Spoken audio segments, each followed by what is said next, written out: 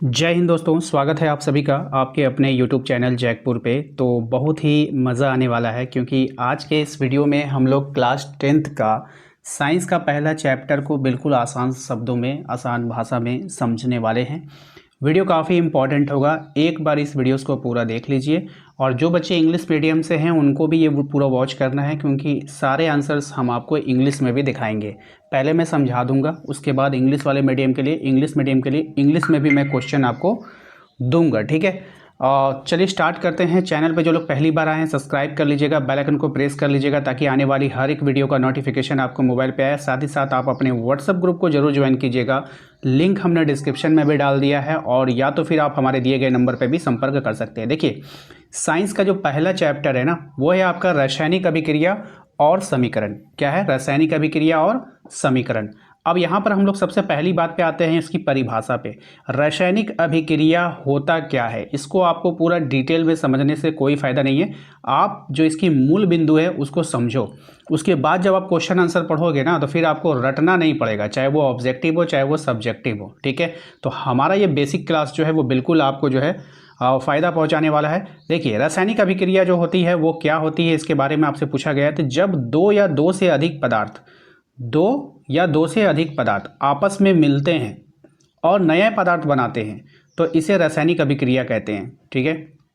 सब समझ में आएगा। अगर हम आसान भाषा की बात करें तो पुराने पदार्थ बदलकर नया पदार्थ बन जाए, पुराना पदार्थ बदलकर नया पदार्थ बन जाए, रासायनिक अभिक्रिया हो जाता है वो।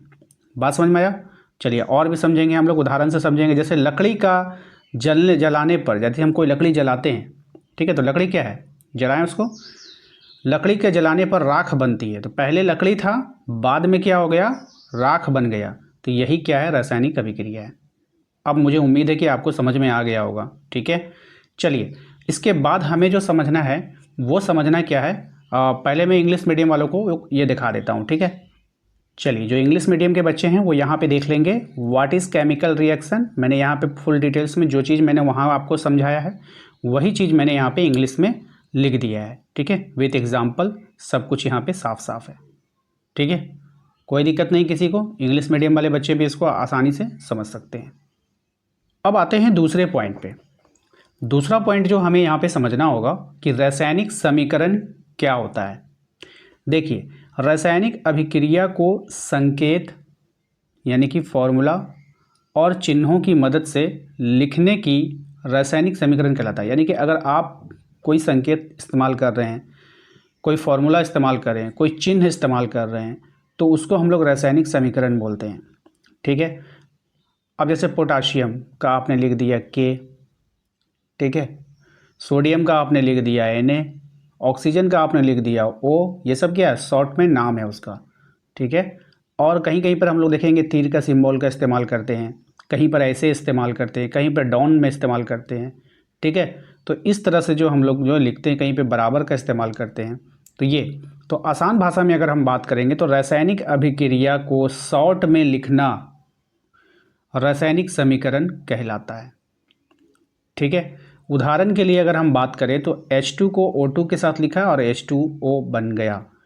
अगर आप इसको डिटेल में लिखेंगे तो कैसे लिखाएगा कि हाइड्रोजन को जो है ऑक्सीजन के साथ अभिक्रिया करवाने पर जल का निर्माण होता है, इस तरह से लिखेंगे। लेकिन हमने क्या किया, पूरी बातें ना लिख करके सीधे सीधे मैंने ऐसे लिख दिया, तो ये क्या हो गया, रासायनिक समीकरण हो गया, ठीक है। आइए, रासायनिक समीकरण को कैसे लिखा जाता है इसके बारे में जानेंगे। इससे पहले हम आपको इंग्लिश में जो इसका था वो दिखा देते हैं। इंग्लिश मीडियम वाले बच्चे ध्यान देंगे, व्हाट इज़ केमिकल इक्वेशन, मैंने यहाँ पे इंग्लिश में इसको लिख रखा है, आपको सिर्फ इसको समझ लेना है, ठीक है। ये सब आप चाहो तो आप इसका स्क्रीनशॉट लेके रख सकते हो, उतारने की भी कोई आवश्यकता नहीं। अभी आपको सिर्फ बेसिक बातें बताई जा रही है, उसके बाद क्वेश्चन आंसर अलग से करवाया जाएगा।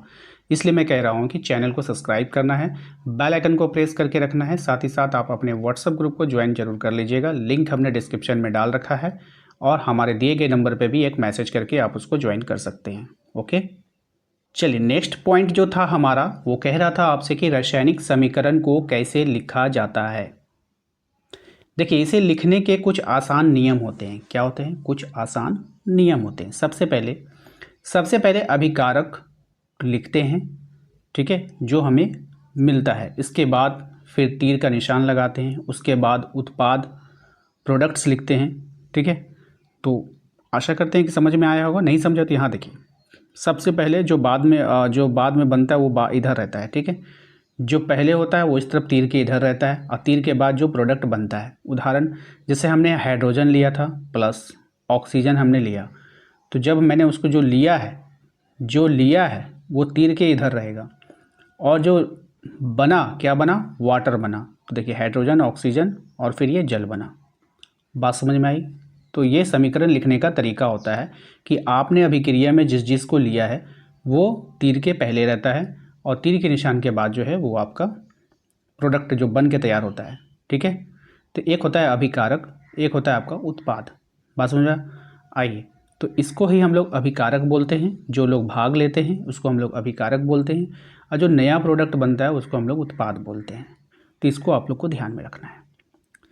पॉइंट नंबर 4 हम इंग्लिश वाला साथ में दिखा देंगे आपको।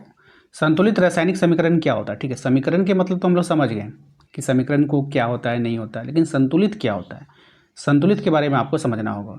देखिए संतुलित समीकरण बहुत ज़रूरी होता है, क्योंकि ये दिखाता है दोनों तरफ परमाणु बराबर है। ये बहुत ज़रूरी होता है। ये विज्ञान के नियम को सही साबित करता है, जिसमें द्रव्यमान संरक्षण का नियम आता है। इससे हमें पता चलता है कि कितनी मात्रा में पदार्थ चाहिए और कितनी मात्रा में वो बनेगा। ये सब आसान भाषा में अगर हम समझेंगे कि दोनों तरफ बराबरी होना बहुत ज़रूरी है, तभी समीकरण क्या होगा, सही होगा, ठीक है। छोटा सा एक ट्रिक याद रखना है आपको कि नया बने तो अभिक्रिया, फॉर्मूला लिखें तो समीकरण, और बराबर हो तो संतुलित, ठीक है।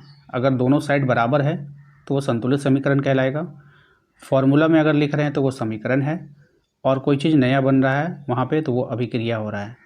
बात समझ में आई। ये शॉर्ट में पूरा डिटेल को याद करने का आपको ट्रिक बताया गया है।